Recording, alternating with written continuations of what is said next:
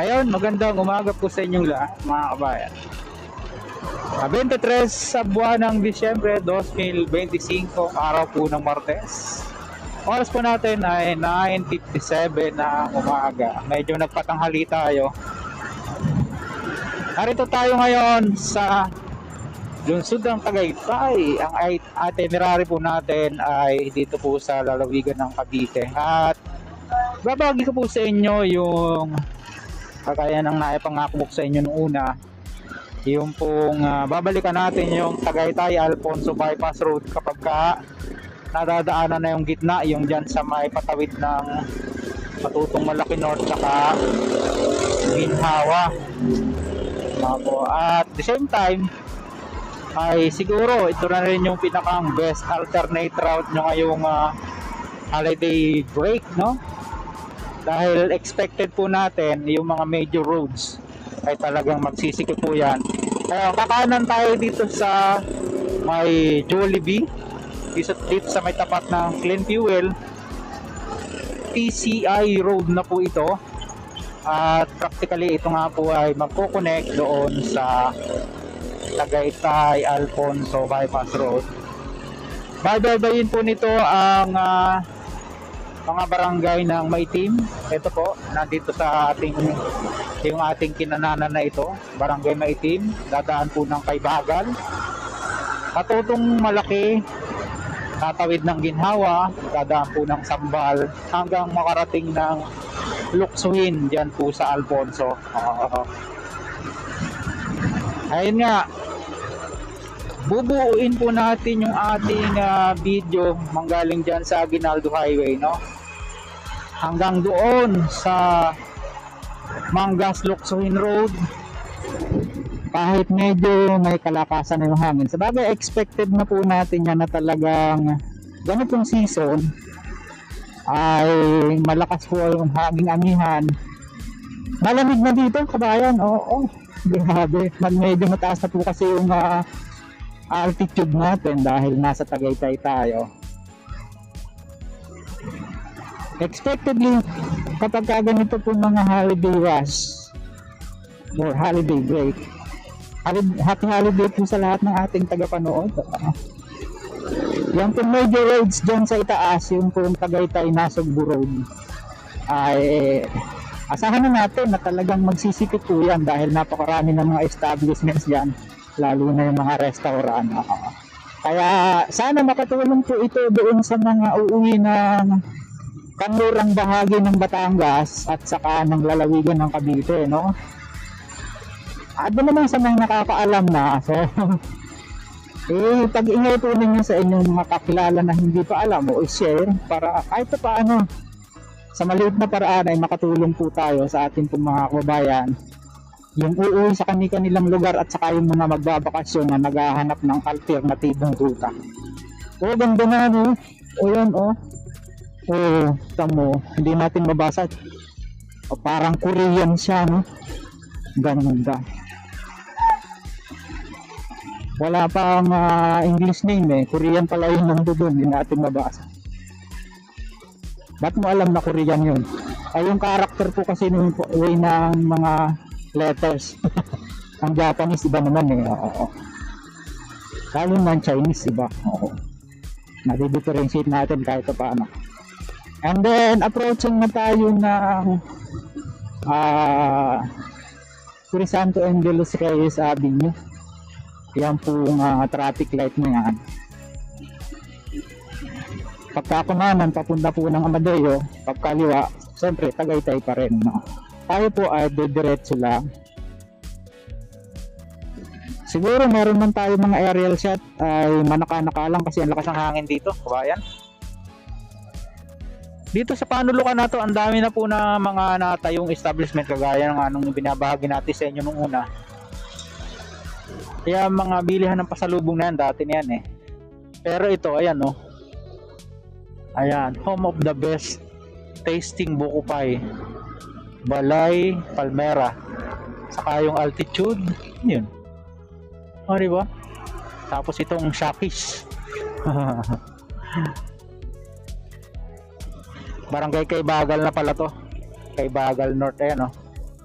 yung address doon sa Bajaj.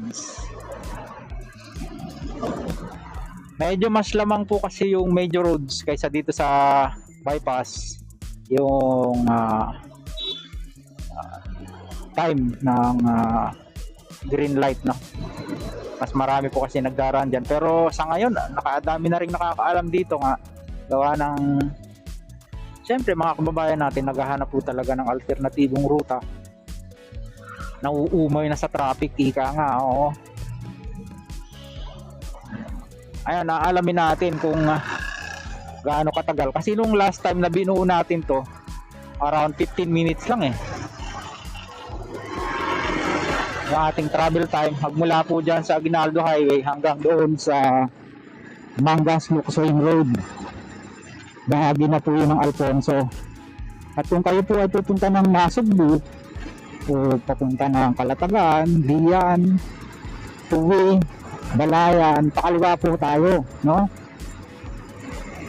At least nalampasan na natin yung katrapikan dito sa Major Thoroughfare.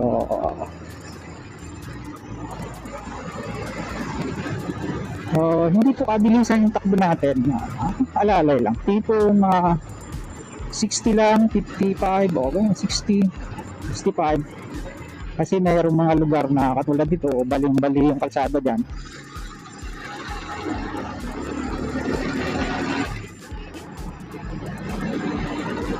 Ayan, kumukulim-lim na naman.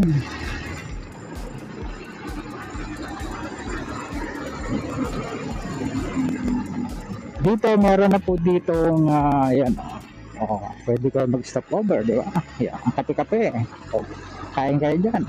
Lunchtime.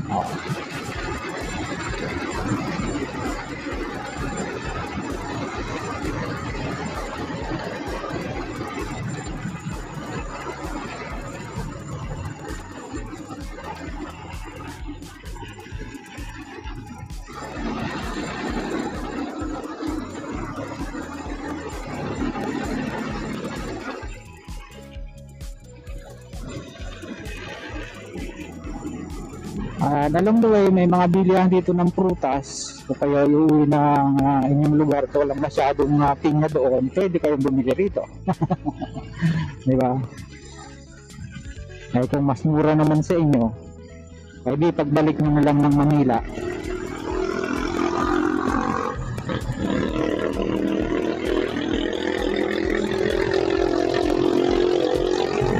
Ayan.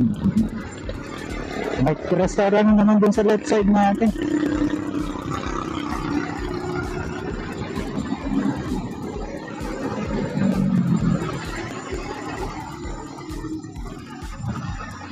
Maligayang panonood sa lahat ng ating mga taga-subaybay. Hindi ko na po kayo maisa-isa. Happy holiday po sa inyo. Sana ay ma-enjoy nyo itong bakasyon. Wala na po kasi tayong pasok ngayong araw. Ang balik natin ay New Year's Day. Darating si boss, susundo natin siya from there. Dire-diretso na naman ang ating trabaho, kaya sasamantalahin po natin itong pagkakataon na tayo ay medyo naka-holiday break, no? Pupuntahan natin yung mga hindi natin napagpupuntahan itong mga nakaraan. Ang lakas ng hangin, sarap dito, lamig. Approaching na tayo ng Patutong Malaki North, to be exact. Lungsod pa rin po ng Tagaytay.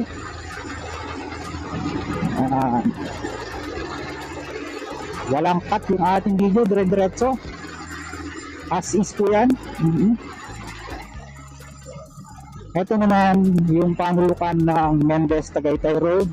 Pag kumaliwa po kayo papunta dyan sa Mendez Crossing, yung sa may controversial na nakaraan na flyover na ngayon ay bukas na. Halos sabay po pala itong binuksan, kabayan. Kaya lang hindi nga natin basta mapuntahan dahil meron po tayong pasok. Ayan o, marami ng sasakyan nagdaraan. So good news, kabayan, dahil may nag-message nga po sa atin yung mga nakakaraan na nadadaanan ng araw to. Last December pa. Oo. After natin mag-upload, pinadaanan after a week. Diba? Ayan. Baga ng kalahati pa lang ata, pero malaking tulong na po yan.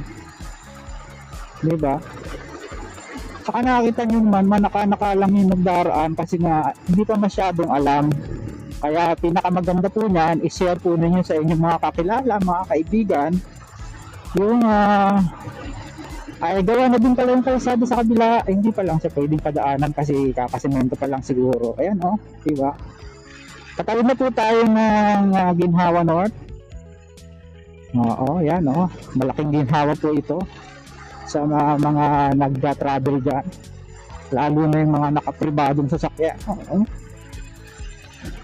Yan, kaginhawa na ako. Dati ikot pa din sa may DJMP o kaya dito sa Ginhawa Road. Matagal-tagal na tiniis ng mga kababayan natin na taga rito. Ganun talaga. Sabi ko nga sa inyo, pag natapos yan, talaga maganda. Tama, kabilis lang biyahe. Ginhawa North na tayo. Susunod dito, Sambal. Medyo nakabisa na natin sa tagal natin na nagpapabalik-balik. Siguro ito na po yung huling update natin dito. Kasi nga, okay naman nagdadaanan bali magkakaroon pa siguro sila ng improvement dito, yung mga naiwang kabaak na tulay. Meron pa kasing mga ganun doon sa bago dumating ng patutong Malaki North, kakabaak lang yung tulay doon pero dito sa part na to buong na to kabayan.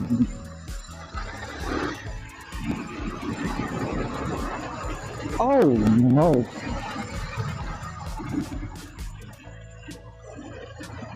diba? Yung mga masugid nating mga taga-subaybay, kung naalala niyo yung tulay na yan, Barangay Sambal na tayo. Kung naalala niyo yung tulay na yan, doon po tayo nag-tumbling nung yan under construction pa. Kasi nga hindi pa sa baba pa ang daan, lupa. Diba? Ang ginhawa na rito kabayan. Kasi ginhawa, hindi, Sambal na pala. Ayan, sana makatulong po ito. Kahit hindi holiday rush, ay mas magandang dumaan dito. Diba? Mapapanood nyo po agad ito mamayang gabi. Upload na natin agad to para makatulong sa inyo mga kabayan. Natatama natin yung Mangas Luksuin Road. Diba? Napakabilis yung biyahe. Alamin natin kung gaano katagal yung biyahe natin. Mas mabilis yung biyahe natin ngayon kasi nung nakaraan, nung binuo natin siya, napadaanan siya pero rough road pa. Kaya katulad nito kabayan, naiwan yung kabilang kalsada. Obviously yun ay i-acquired pa rin yung napakapangit kasi tingnan. Ayan, di ba? Siyempre kukuhanin pa rin yung kabiyak na yun. Malamang hindi pa lang magkasundo sa kanina. Siyempre under DPWH pa rin po itong proyekto na to sa kanilang mga programa ng mga bypass roads at mga diversion roads. Ayan, tingnan nyo, Alfonso kanan, Tagaytay, saka Batangas kakaliwa. Ayan, di ba? So, kayo na ang bahalang mamili kung saan kayo pupunta. Ito, Luksuin Mangas Road na po itong kalsada na ito. Ayan. Siguro hanggang dito na lang yung na-share natin sa inyo na vlog. Dito naman sa bypass road na ito, Tagaytay, Alfonso bypass road. Sa mga ngayon po napagawi sa ating munting channel, huwag niyong kalimutang mag-like at mag-subscribe. Pakipindot po ang notification bell para lagi kayong updated anytime na mag-upload po tayo ng video. Ito pong muli si Kabayang Alex, lagi nagpapaalala. Mag-ingat po tayo. Lagi tayong manalangin po. Salamat. Happy holiday po sa lahat. See you po on my next vlog. God willing. Hasta la bye bye.